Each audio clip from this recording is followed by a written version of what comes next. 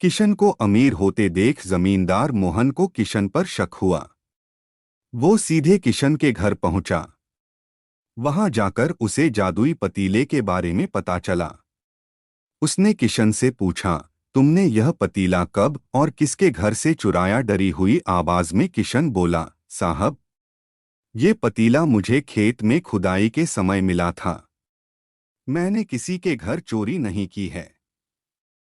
खेत में खुदाई की बात सुनते ही जमींदार ने कहा, यह पतीला जब मेरे खेत से मिला तो यह मेरा हुआ। किशन ने जादुई पतीला न लेकर जाने की बहुत मिन्नतें की, लेकिन जमींदार मोहन ने उसकी एक नहीं सुनी।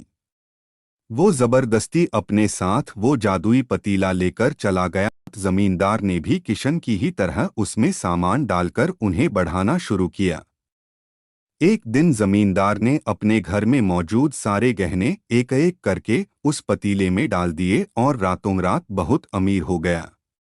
एकदम से जमींदार के अमीर होने की खबर पीतल नगर के राजा तक पहुंच गई। पता लगाने पर राजा को भी जादुई पतीले की जानकारी मिली।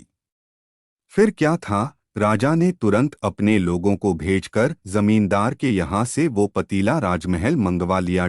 राजमहल में उस जादुई पतीले के पहुंचते ही राजा ने अपने आसपास मौजूद सामान को उसमें डालना शुरू दिया। सामान को बढ़ता देखकर राजा दंग रह गया। होते होते आखिर में राजा खुद उस पतीले के अंदर चला गया। देखते ही देखते उस पतीले से बहुत सारे राजा निकल आए। पतीले से निकला हर राजा बोलता, मैं पीतल नगर का असली राजा हूं, तुम्हें तो इस जादुई पतीले ने बनाया है। ऐसा होते होते सारे राजा आपस में लड़ने लगे और लड़कर मर गए। लड़ाई के दौरान वो जादुई पतीला भी टूट गया और जादुई पतीले के कारण राजमहल में हुई इस भयानक लड़ाई के बारे में नगर में सबको पता चल गया। इस बात की जानकारी मिलते ही मजदूर किशन और जमींदार मोहन ने सोचा, अच्छा हुआ कि हमने उस जादुई पतीले का इस्तेमाल सही से किया।